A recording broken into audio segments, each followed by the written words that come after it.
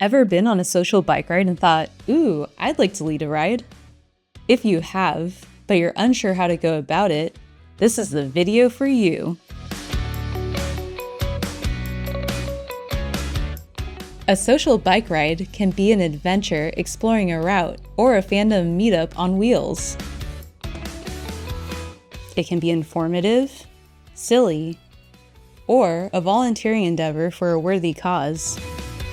Lots of bike rides are parties on wheels. Truly, almost anything you can think of can be the theme for a bike ride. To get inspired, explore the Shift calendar to see what other rides are happening. If you've never led a social bike ride, it's recommended you start by getting some advice from experienced ride leaders. Next time you go on a ride, talk to your ride leader. It might also be helpful for you to attend Bike Portland's weekly Bike Happy Hour, where you can socialize with longtime members of the cycling community. Portland also has a few useful online resources, such as the Shift email discussion list and the Bike Loud PDX Slack, a virtual community for cycling activism. Before scheduling a ride, make sure to check the Shift calendar to see that your ride isn't conflicting with other scheduled rides.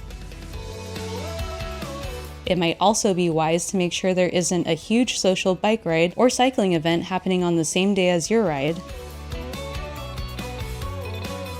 Even though it's impossible to predict Oregon weather, it's still recommended to keep tabs on the forecast. Some rides get canceled due to heat waves.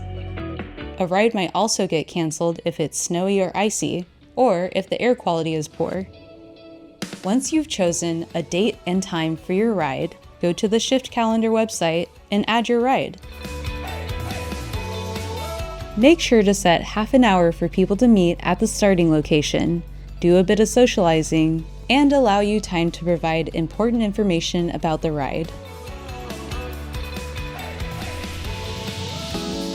Many people look for social bike rides on the Shift calendar, so having your ride listed is a great starting point for promoting your ride.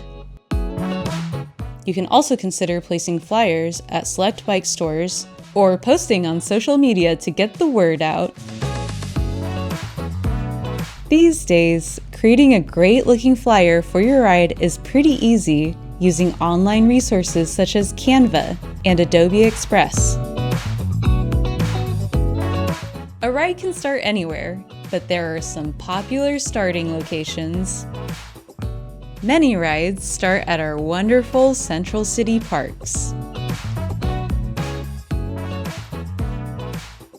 The City of Portland provides printed maps you could use to plan your ride.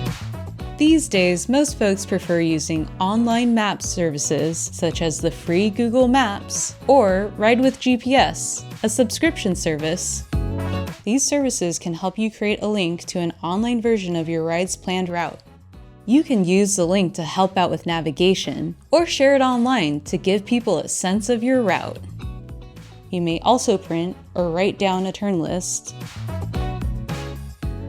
Consider choosing a route convenient for a wide variety of bikes and other ride participants. Portland's greenways are typically well suited for bike rides. Plan to make a few stops on your ride, allowing people time to catch up, drink something, eat a snack, get some work done on their bikes, and more. Many rides mention in the description that they are no-drop rides. This means the ride moves at an easy pace and waits at stops so all participants can ride together. It's recommended that you do at least one test ride of the route, even if you know it well. Since social bike rides are community endeavors, it helps to have people on the ride take on a few key roles. Corkers help manage car traffic in a friendly and non-confrontational manner.